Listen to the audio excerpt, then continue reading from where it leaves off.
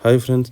ಇವತ್ತು actually Rajasthan Royals ಏನಿದ್ದಾರೆ solo ಒಂದು ಪಂದ್ಯವನ್ನು ಗೆದ್ದಿದ್ದಾರೆ ಅಂತಲೇ ಹೇಳ್ಬೋದು. ಯಾಕಂದರೆ ಈ ಪಂದ್ಯವನ್ನು ಸೋಲುವಂತಹ ಪರಿಸ್ಥಿತಿಯಲ್ಲೇ ಇದ್ದರೂ ರಾಜಸ್ಥಾನ್ ರಾಯಲ್ಸ್ ಅವರ ಓಪನಿಂಗ್ ಕೂಡ ಅಷ್ಟೊಂದು ಚೆನ್ನಾಗಿರಲಿಲ್ಲ.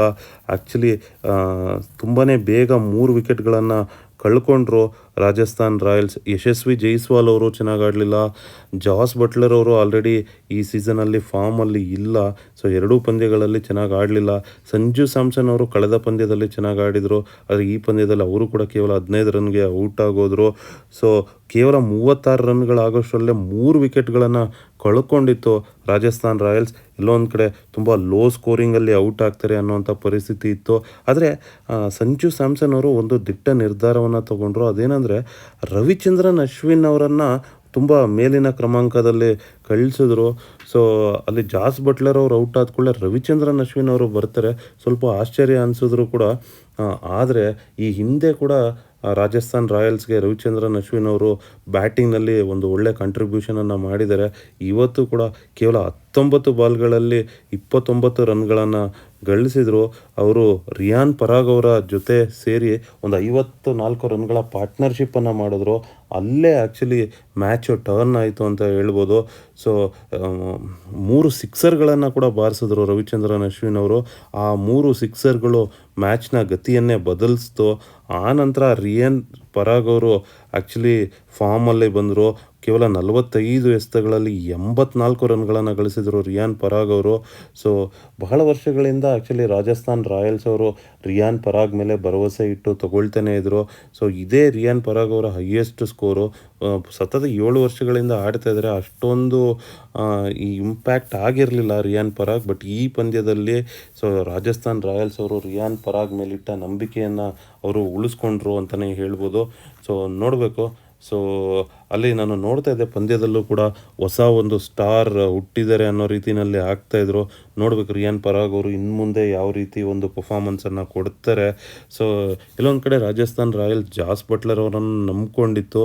ಆದರೆ ಜಾಸ್ ಬಟ್ಲರ್ ಅವರು ಫಾರ್ಮಲ್ಲಿ ಇಲ್ಲದೆ ಇರೋದರಿಂದ ಸ್ವಲ್ಪ ಕಷ್ಟ ಅಂತ ಅನ್ನಿಸ್ತು. ಆದರೂ ಕೂಡ ಎರಡೂ ಪಂದ್ಯಗಳನ್ನು ಬೀಗಿದೆ ರಾಜಸ್ಥಾನ್ ರಾಯಲ್ಸ್. ಡೆಲ್ಲಿ ವಿಚಾರಕ್ಕೆ ಬರೋದಾದರೆ ಆ್ಯಕ್ಚುಲಿ ಡೆಲ್ಲಿ ಅಂಥ ಒಂದು ಉತ್ತಮ ಬ್ಯಾಟಿಂಗ್ ಪ್ರದರ್ಶನವನ್ನೇನೋ ಕೊಡಲಿಲ್ಲ. ಇನಿಷಿಯಲಿ ಒಂದು 10 ಓವರ್ಸ್ ಚೆನ್ನಾಗಿ ಇತ್ತು. ಆದರೂ ಕೂಡ ಕಂಟಿನ್ಯೂಸ್ಲಿ ವಿಕೆಟ್ಸ್ಗಳು ಫಾಲ್ ಆಗ್ತಾನೇ ಇತ್ತು. ಒಂದು ಕಡೆ ಡೇವಿಡ್ ವಾರ್ನರ್ ಅವರು 49 ರನ್ಗಳನ್ನು ಗಳಿಸಿದ್ಬಿಟ್ರೆ ಯಾರೂ ಅಂಥ ಏನೋ ಇಂಪ್ಯಾಕ್ಟ್ ಅಂತ ಅನ್ನಿಸ್ಲಿಲ್ಲ. ಒಂದು ಕಡೆ ರಿಷಬ್ ಪಂತ್ ಅವರು 28 ರನ್ ಬಾಳಿದ್ರು. ಆದರೆ 26 ಬಾಲ್ಗಳನ್ನು ತೊಗೊಂಡ್ರು. ಅವ್ರ ಸ್ಟ್ರೈಕ್ ರೇಟ್ ಬೇರೆ ಒನ್ ಡೇ ಮ್ಯಾಚ್ನ ರೀತಿಯಲ್ಲಿ ಸ್ಟ್ರೈಕ್ ರೇಟ್ ಇತ್ತು. ಕೇವಲ 107 ಸ್ಟ್ರೈಕ್ ರೇಟ್. ಸೊ ಇದು T20ಗೆ ತುಂಬಾ ಕಷ್ಟ. ಸೊ ಹಾಗಾಗಿಯೇ ದೆಹಲಿ ಸ್ವಲ್ಪ ಕಷ್ಟಪಡ್ತು. ಆದರೆ ಕೊನೆ ಓವರ್ಗಳಲ್ಲಿ ರವಿಚಂದ್ರನ್ ಅಶ್ವಿನ್ ಅವರ ಒಂದು ಬೌಲಿಂಗ್ನಲ್ಲಿ ಒಂದು ಕ್ಯಾಚನ್ನು ಬಿಟ್ಟರು. ಸೊ ಆ ಕ್ಯಾಚ್ ಬಹುಶಃ ತುಂಬ ದುಬಾರಿ ಆಗುತ್ತೆ. ಯಾಕಂದರೆ ಆ ಕ್ಯಾಚ್ನ ನಂತರ ಅದೇ ಓವರ್ನಲ್ಲಿ 2 ಸಿಕ್ಸರನ್ನು ಬಾರಿಸಿದ್ರು. ಆದರೂ ಕೂಡ ಕೊನೆ ಓವರ್ನಲ್ಲಿ ಅವೇಶ್ ಖಾನ್ ಅವರು ಒಂದು ಒಳ್ಳೆ ಬೌಲಿಂಗ್ ಪರ್ಫಾರ್ಮೆನ್ಸನ್ನು ಕೊಟ್ಟರು. ಅವೇಶ್ ಖಾನ್ ಅವರು ಕೊನೆ ಓವರನ್ನು ತುಂಬಾ ಸೂಪರ್ಬಾಗಿ ಮಾಡಿದ್ರು. ಸೊ ಅದರಿಂದನೇ ಆ್ಯಕ್ಚುಲಿ ಗೆಲುವು ರಾಜಸ್ಥಾನ್ ರಾಯಲ್ಸ್ ಪಾಲಾಯಿತು ಅಂತ ಹೇಳ್ಬೋದು. ಸೊ ಚಹಲ್ ಅವರು, ನಾನು ಈಗಾಗಲೇ ಹೇಳಿದಂತೆ ರಾಜಸ್ಥಾನ್ ರಾಯಲ್ಸ್ನ ಸ್ಟ್ರೆಂತೇ ಬೌಲಿಂಗ್ ಅಂದರೆ ತಪ್ಪಾಗೋದಿಲ್ಲ. ಒಂದು ಕಡೆ ಯುಜ್ವೇಂದರ್ ಚಹಲ್, ಮತ್ತೊಂದು ಕಡೆ ರವಿಚಂದ್ರನ್ ಅಶ್ವಿನ್, ಮತ್ತು ಟ್ರೆಂಟ್ ಬೋಲ್ಟ್ ಅವರು ಕೂಡ ನ್ಯೂಜಿಲ್ಯಾಂಡ್ನ ಬೌಲರು. ಅವರು ಕೂಡ ಒಂದು ಸಖತ್ತಾದಂಥ ಬೌಲಿಂಗನ್ನು ಮಾಡ್ತಾರೆ. ಮತ್ತೊಂದು ಕಡೆ ಸಂದೀಪ್ ಶರ್ಮಾ, ಇನ್ನೊಂದು ಕಡೆ ಅವೇಶ್ ಖಾನ್ ಅವರು ಕೂಡ ಸಿಕ್ಕತ್ತು ಕಾಸ್ಟ್ಲಿ ಬೈ ರಾಜಸ್ಥಾನ್ ರಾಯಲ್ಸ್ಗೆ.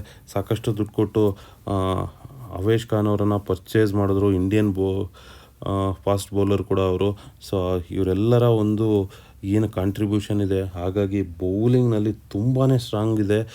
ಮತ್ತೊಂದು ಕಡೆ ಬ್ಯಾಟಿಂಗ್ನಲ್ಲಿ ಸ್ವಲ್ಪ ವೀಕ್ ಅಂತ ಹೇಳ್ತಾಯಿದ್ರು. ಆದರೆ ಜಾಸ್ ಬಟ್ಲರ್ ಅವರು ಈ ಹಿಂದಿನ 2 ಸೀಸನ್ಗಳಲ್ಲಿ ಆಡಿದ ಆಟ ಇದೆಲ್ಲ, ಅದು ರಾಜಸ್ಥಾನ್ ರಾಯಲ್ಸ್ನ ಒಂದು ಬ್ಯಾಟಿಂಗ್ ಪರ್ಫಾರ್ಮೆನ್ಸನ್ನು ಎಲ್ಲೊಂದು ಕಡೆ ಜಾಸ್ತಿ ಮಾಡಿತ್ತು ಅಂತಲೇ ಹೇಳ್ಬೋದು.